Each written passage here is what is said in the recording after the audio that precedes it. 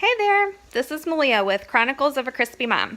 So today I thought I would share one of my favorite recipes with you, and maybe even a couple tips on jazzing it up if you want something a little bit different.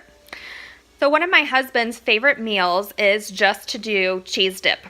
And we do cheese dip with Doritos, and we usually have tortilla chips, but I forgot to buy those. So just Doritos this time.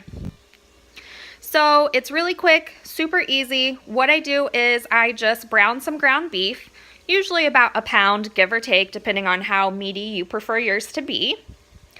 And then I also use Velveeta in it, and it gets a can of the Campbell's Fiesta Nacho Cheese, and then a little bit of milk just to thin it out at the end.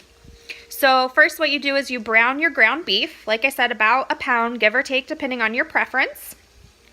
Once that's completely browned and good, then you want to drain off any of the excess grease.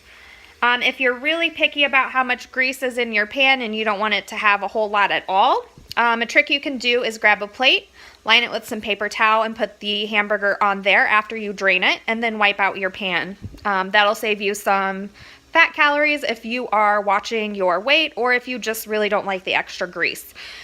I usually just drain it and leave it as is.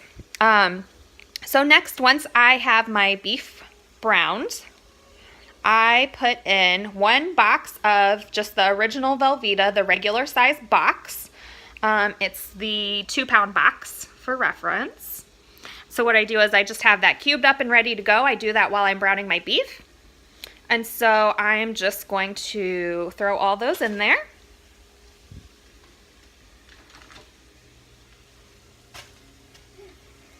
And it's one of those cheeses that's super processed and kind of sticks together, so you can kind of wiggle it apart as you add it in. Otherwise it sticks together, but it's not a big deal. So you just throw all that in there.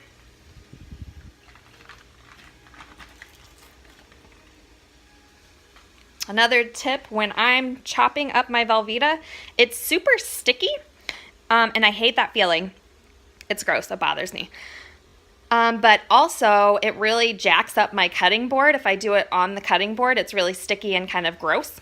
So what I do is I just open the box of Velveeta and I leave the wrapper out, and so I cut it on top of the wrapper on my cutting board. So then I don't have to clean my cutting board, so that's always helpful.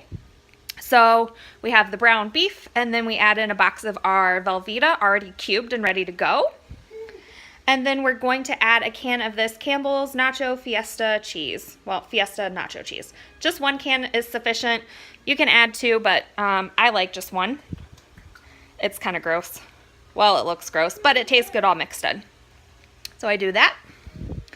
And then what we're going to do is mix all of that together, let it melt down and combine. And once it's completely combined, what you do